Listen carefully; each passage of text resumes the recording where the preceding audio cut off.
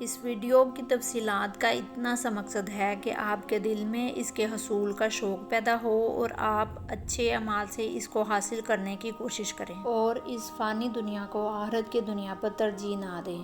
آج کا ہمارا موضوع جنت کیا ہے؟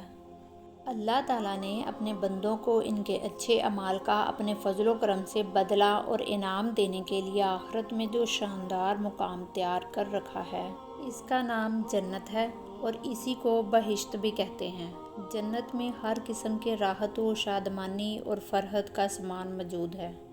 سونے، چاندی، ہیرے، موتی، جواہرات کے لمبے چوڑے اور اونچے اونچے محل بنے ہوئے ہیں۔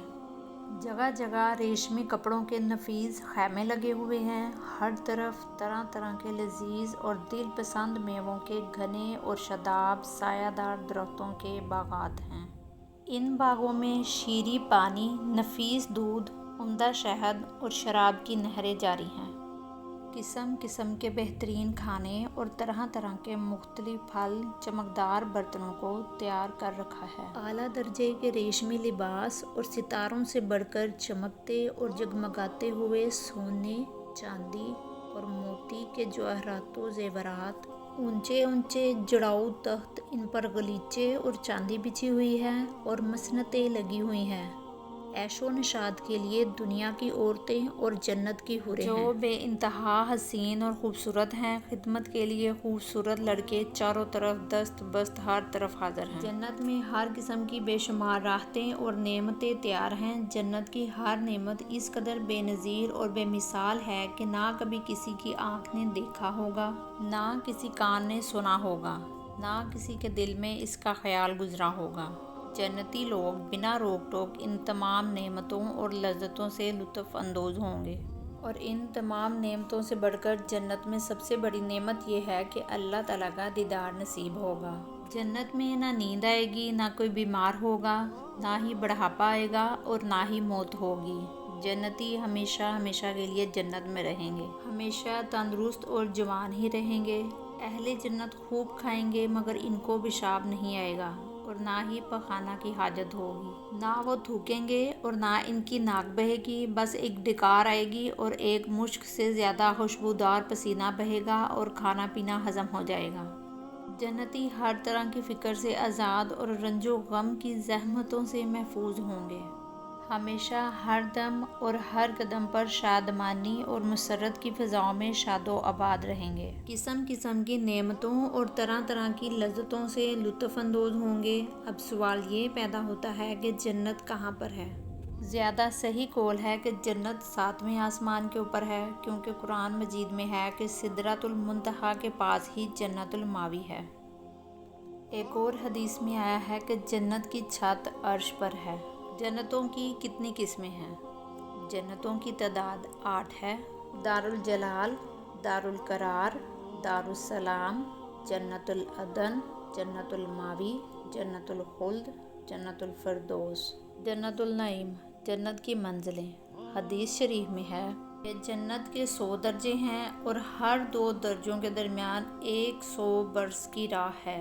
ایک اور حدیث میں آیا ہے کہ جنتی لوگ جنت کے بالا خانوں کو اس طرح دیکھیں گے جس طرح تم لوگ زمین سے مشرق یا مغرب میں چمکنے والے تاروں کو دیکھا کرتے ہو۔ جنت کے پھاٹک اتنے بڑے بڑے ہیں کہ اس کے دونوں بازوؤں کے درمیان 40 برس کا راستہ ہے، مگر جب جنتی جنت میں داخل ہونے لگیں گے تو ان پھاٹکوں پر ہجوم کی کثرت سے تنگی محسوس ہونے لگے گی۔ مومن جب جنت میں داخل ہوگا تو وہ 70,000 ایسے باغات دیکھے گا کہ ہر باغ میں 70,000 درخت ہوں گے۔ ہر درخت پر 70,000 پتے ہوں گے اور ہر پتے کی چوڑائی مشرق سے مغرب تک کے برابر ہوگی۔ جنت کی عمارتوں میں 1 اینٹ سونے کی اور 1 اینٹ چاندی کی ہے اور اس کا گارا نہایت ہی خوشبودار مشک ہے۔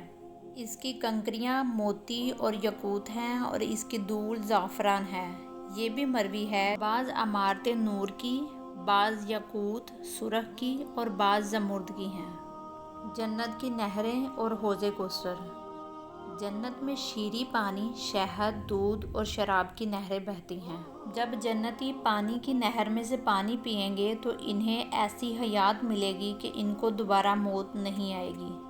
اور جب دودھ کی نہر میں سے دودھ پئیں گے تو ان کے بدن میں ایسی طاقت پیدا ہوگی کہ کبھی کمزوری نہیں ہوگی۔ جب شہد کی نہر میں سے شہد پی لیں گے تو انہیں ایسی صحت اور تندرستی مل جائے گی کہ وہ کبھی بھی بیمار نہیں ہوں گے۔ اور جب پاک شراب کی نہر میں سے پئیں گے تو انہیں ایسی خوشی کا سرور حاصل ہوگا کہ دوبارہ کبھی غمگین نہ ہوں گے۔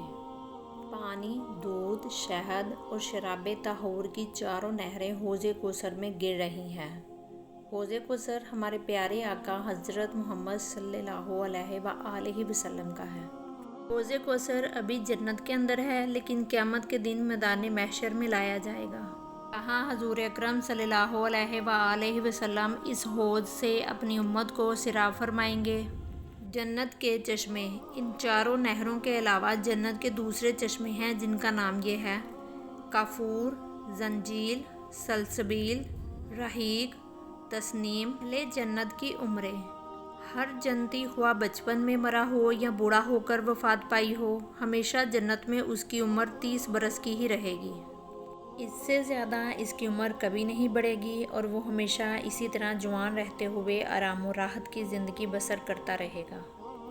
جنتیوں کی بیویاں اور خدام، ادنیٰ درجے کے جنتی کو 80,000 خادم اور 72 بیویاں ملیں گی، اور اس کے لیے موتی اور یاقوت کا اتنا لمبا چوڑا خیمہ گاڑا جائے گا کہ جتنا کہ جابیہ اور صفا کے 2 شہروں کے درمیان فاصلہ ہے۔ حوروں کا جلسہ اور گانا، جنت میں حوروں کا جلسہ ہوگا جس میں حوریں اس مضمون کا گانا سنائیں گی: ہم ہمیشہ رہنے والیاں ہیں، ہم کبھی فنا نہ ہوں گی۔ ہم چین میں رہنے والیاں ہیں تو ہم کبھی غمگین نہیں ہوں گی۔ ہم خوش رہنے والیاں ہیں تو ہم کبھی ناراض نہیں ہوں گی۔ مبارکباد ہے ان کے لیے جو ہمارے لیے ہوں اور ہم ان کے لیے ہوں۔ جنت کے بازار، ہر جمعہ کے دن جنت میں ایک بازار لگے گا۔ اس میں شمالی ہوا چلے گی جو جنتیوں کے چہروں اور کپڑوں پر لگے گی تو ان کے حسن و جمال میں نکھار پیدا ہوگا۔ وہ بہت زیادہ خوبصورت ہو جائیں گے، اور جب وہ بازار سے پلٹ کر اپنے گھر جائیں گے تو ان کے گھر والے کہیں گے کہ تم تو حسن و جمال میں بہت بڑھ گئے ہو۔ تو یہ لوگ کہیں گے کہ ہمارے پیچھے تم لوگوں کا حسن و جمال بھی بڑھ گیا ہے۔ حضور اکرم صلی اللہ علیہ وآلہ وسلم کا ارشاد پاک ہے کہ جب جنتی جنت میں داخل ہو جائیں گے تو اللہ عز و جل کا ایک منادی اعلان کرے گا کہ اے اہل جنت، ابھی تمہارے لیے اللہ تعالیٰ کا ایک اور وعدہ باقی ہے۔ اور پھر اللہ تعالیٰ اپنے حجاب اقدس کو دور فرما دیں گے اور جنتی لوگ اللہ تعالیٰ کا دیدار کر لیں گے۔ جنتیوں کو اس سے زیادہ جنت کی کوئی نعمت پیاری نہ ہوگی۔ اللہ تعالیٰ کا دیدار جنت کی تمام نعمتوں سے بڑھ کر اور ایک خوبصورت نعمت ہے۔ ایک اور حدیث میں ہے کہ حضرت جریر بن حضرت عبداللہ رضی اللہ تعالیٰ عنہ کہتے ہیں، ہم لوگ رسول اللہ صلی اللہ علیہ وآلہ وسلم کی خدمت میں بیٹھے ہوئے تھے۔ حضور اکرم صلی اللہ علیہ وآلہ وسلم نے 14ویں کی رات کی چاند کی طرف دیکھ کر ارشاد فرمایا، تم لوگ عن قریب قیامت کے دن اپنے رب عز و جل کو دیکھو گے۔ یعنی جس طرح چاند کو دیکھتے ہوئے کوئی کسی قسم کا حجاب اور عار نہیں بنتا، بلکہ اسی طرح تم لوگ اپنے رب عز و جل کو دیکھو گے۔ تو اگر تم لوگوں سے ہو سکے تو نماز فجر اور نماز عصر کبھی مت چھوڑنا۔ اللہ تبارک و تعالی ہم تمام مسلمانوں کو معاف فرماتے ہوئے صراط مستقیم پر کامل توفیق عطا فرمائے اور ہمیں جنت کی نعمتوں سے سرفراز فرمائے، آمین یا رب العالمین۔